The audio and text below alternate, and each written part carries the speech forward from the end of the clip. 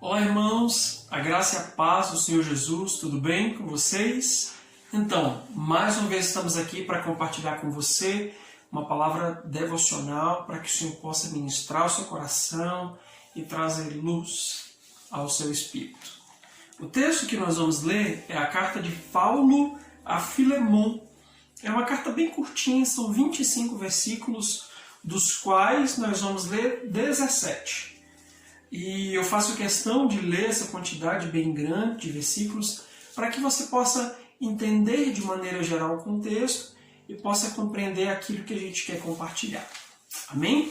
Então, é apenas um capítulo, nós vamos ler a partir do verso 4 até o verso 20. Filemon, versículo 4 até o versículo 20. Diz assim o texto: Dou graças ao meu Deus, lembrando-me sempre de ti nas minhas orações, estando ciente do teu amor e da fé que tens para com o Senhor Jesus e todos os santos, para que a comunhão da tua fé se torne eficiente no pleno conhecimento de todo o bem que é em nós para com Cristo. Pois, irmão, tive grande alegria e conforto no teu amor, porquanto o coração dos santos tem sido reanimado por teu intermédio. Pois bem, ainda que eu sinta plena liberdade em Cristo para te ordenar o que convém, prefiro todavia solicitar em nome do amor, sendo que sou, Paulo, o velho, e agora até prisioneiro de Cristo Jesus. Sim, solicito-te em favor de meu filho Onésimo, que gerei entre algemas. Ele antes te foi inútil, atualmente, porém, é útil a ti e a mim. Eu te envio de volta em pessoa, quero dizer, o meu próprio coração. Eu queria conservá-lo comigo mesmo, para em teu lugar me servir nas algemas que carrego por causa do Evangelho. Nada, porém, quis fazer sem teu consentimento, para que a tua vontade não venha a ser como que por obrigação, mas de livre vontade, para que a tua bondade. Pois acredito que ele veio a ser afastado de ti temporariamente, a fim de que o recebas para sempre. Não como escravo, antes, muito acima de escravo, como irmão caríssimo, especialmente de mim e com maior razão de ti, quer na carne, quer no Senhor. Se, portanto, me consideras companheiro, recebe-o como se fosse a mim mesmo. E se algum dano te fez, ou se te deve alguma coisa, lança tudo à minha conta. Eu, Paulo, de próprio punho o escrevo, eu pagarei, para não te alegar que também tu me deves até a ti mesmo. Sim, irmão, que eu receba de ti no Senhor este benefício. Reanima-me o coração em Cristo. Amém? Essa é uma carta muito linda e muito simples, com uma mensagem muito direta aos nossos corações.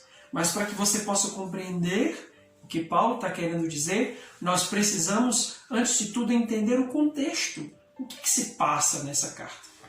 Paulo está preso e ele encontra na prisão um escravo fugitivo, cujo nome era Onésimo.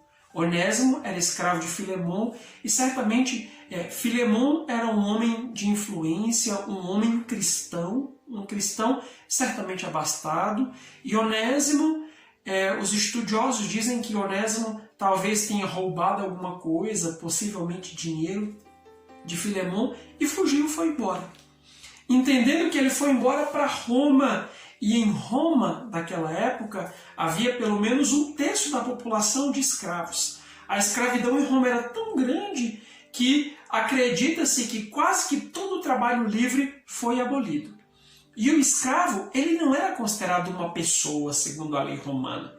Ele era propriedade do seu dono, de modo que o dono tinha um poder ilimitado sobre ele. E os escravos, eles faziam os mais diferentes tipos de ofícios, desde médicos, músicos, contadores e tantas outras profissões eram exercidas pelos escravos, e inclusive os próprios senhores, eles ensinavam os seus ofícios aos escravos. Quando eles entenderam que os escravos eles trabalhavam melhor quando eles eram bem tratados. Quando Paulo encontra Onésimo na prisão, certamente ele prega para ele o Evangelho e Onésimo se converte. Conhece a Jesus e tenha o seu coração completamente mudado. E Paulo percebe que é necessário mandar Onésimo de volta para Filemon, a fim de que ele pudesse resolver o seu passado e a partir daí ser um homem livre de verdade em Cristo Jesus. Amados, tendo por base esse pano de fundo, existem umas coisas interessantes, na realidade, três verdades que eu quero compartilhar com vocês. Certamente o texto tem muitas outras. Geralmente aquilo que nós afirmamos crer e que entendemos como verdade virá ao nosso encontro em forma de oportunidade para praticar.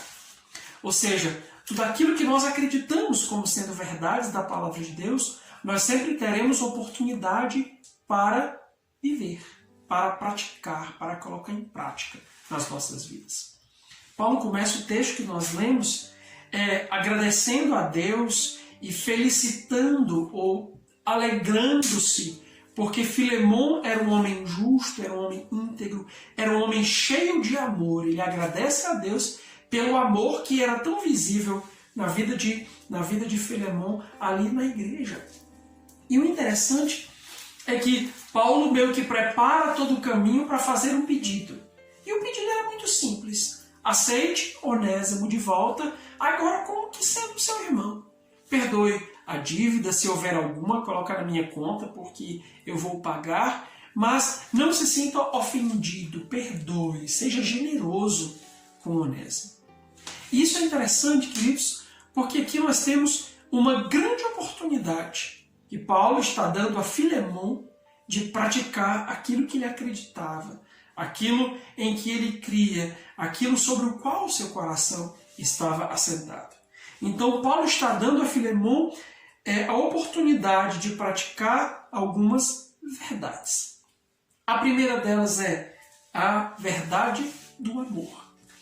Quando ele está dizendo, Filemon, eu estou muito feliz, porque você é um homem que ama, um homem que tem fé no Senhor Jesus Cristo. Isso está sendo visível. Ele está dizendo, que bom, mas eu quero dar a você essa oportunidade de praticar esse amor, de expressar esse amor por esse escravo que agora não deve ser mais visto como escravo, mas como um irmão em Cristo Jesus. Isso é interessante, queridos, porque era uma oportunidade ímpar. Talvez Filemon tivesse se sentido subtraído quando Onésimo foi embora, Filemon tivesse sido roubado, tivesse se sentido injustiçado, até porque a perda de um escravo era uma perda financeira de verdade. E quando Paulo está convocando Filemon para aceitar e amar Onésimo de uma outra perspectiva, ele está dizendo, Filemon sofre o dano por causa de Jesus. E vale lembrar que o próprio Paulo estava vivendo uma situação de dano. Paulo estava dando o exemplo de que ele podia viver segundo a sua fé. Ele estava preso, algemado por causa do Evangelho de Cristo. É como se ele dissesse, e ele começa a carta no versículo 1 que nós não lemos, dizendo, Paulo, prisioneiro de Cristo Jesus. Ele deixa claro, se eu estou sendo preso, se eu estou padecendo isso, eu sou capaz de sacrificar a minha própria liberdade, eu tenho autoridade para pedir para que você ame. Então, amados, é muito fácil nós dizermos que amamos, mas certamente vai haver uma oportunidade para que nós possamos expressar verdadeiramente o amor que dizemos ter no nosso coração. A segunda verdade que Paulo estava convocando Onésimo, Filemon a vivenciar é a verdade do perdão. Ou seja, estava provando a sua capacidade de perdoar. Alguém já disse que é muito fácil perdoar, até que você tenha algo para perdoar. Ou seja, nunca é fácil perdoar. Independentemente do que aconteceu, independentemente de quais sejam as situações, vai ser sempre um grande desafio para nós perdoarmos. Mas Paulo está dizendo, perdoe Onésimo. Filemon, exerça a sua fé, exerça aquilo que você aprendeu, o evangelho que você acredita tanto, ame e perdoe. E muitas vezes, nós cristãos temos uma capacidade muito resumida, muito pequena, muito curtinha de perdoar as pessoas. Ah, mas ele me roubou. Ah, mas ele causou um dano em mim. Ah, mas ele me machucou. Ah, mas isso. Ah, mas aquilo. Então, nós sempre temos uma multidão de desculpas. O nosso coração tem muitas desculpas. Mas o fato é que nós precisamos perdoar. E com aquela ocasião, o retorno de Onésimo, Filemon estaria com a oportunidade ímpar de poder perdoar e exercer essa verdade praticada. E a terceira coisa era a verdade do desprendimento e da generosidade. Paulo estava dizendo, perdoe e aceite Onésimo de volta. E veja como alguém que é muito mais precioso, não como escravo simplesmente, como alguém que não é gente, mas como um irmão em Cristo Jesus que tem um valor, inclusive um valor semelhante ao seu. Ou seja, Paulo estava convocando Filemon a ser generoso, a ser desprendido. Se ele te causou algum dano, põe na minha conta. Então, muitas vezes, também o nosso coração não tem esse tamanho desprendimento. Nós sempre estamos nos apegando a coisas pequenas, nós não liberamos, nós não somos capazes de sacrificar algumas coisas, os nossos direitos que acreditamos ter, as nossas razões às quais nós estamos agarrados, esse é um grande problema. Então, quando Paulo envia Onésimo de volta para Filemon, ele está dizendo, desprenda-se da velha estrutura da relação de vocês, desprenda-se do status de senhor e ele de escravo, desprenda-se disso. Sacrifique o direito legal que você tem sobre Filemon e ame-o, perdoe-o e aceite-o de volta. Aleluia! Essa é uma grande verdade do Evangelho. Amados, Onésimo, o escravo, ele nos confronta com as verdades que estamos dispostos a viver e a praticar. Ou seja, quando olhamos para Onésimo, em alguma medida ele nos pergunta, você é capaz de viver aquilo que você prega?